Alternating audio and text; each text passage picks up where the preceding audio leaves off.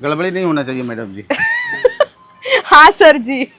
हाँ, Very ऐसा, good. very Oh, see, this is nice. good. चलो मेरी साडी है, हो हाँ. जाए तो भी चलेगा. हाँ, आय कॅन चल. टेल पीपल की मैंने वो तयार निकल की आहे. ऍक्च्युली मला स्पष्ट सांगायला आवडेल की हे खूप गरम आहे, त्याचे वाफ मला जाणवत हाँ, आहेत, गरम. तेवढ्या गरमीत उभं राहून करतायत. ही आहे प्युअर मल कॉटनची हँड बाटिक साडी. सो हे सगळं हँड ब्लॉक प्रिंट केलेलं आहे आणि हे मी केलंय स्वतः आणि तेही मुंबईत.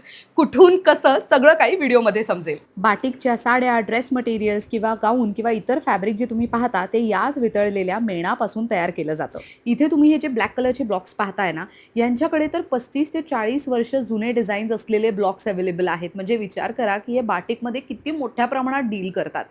कपड्यावरती विशिष्ट डिझाईन किंवा नक्षीकाम बनवून घेण्यासाठी गरम वितळलेलं मेण ह्यावर लावलं जातं. इधर रख लीजिए। उठा लो आ, उठा। मी माझी साडी समजून घेतलेली आहे. अभी मुझे ना इसका डाइंग प्रोसेस भी देखना है. राइट. प्रोसेस समजून घेण्याआधी या काकांना भेटा. गेली 50 वर्ष ते या व्यवसायात आहेत. आता आपण मुद्द्यावर येऊयात. फॅब्रिकवरती आपण वितळलेल्या वॅक्सचा वापर करत हँडब्लॉक प्रिंट केलं. मग मेण सुकल्यानंतर कपडा रंगात बुडवला जातो.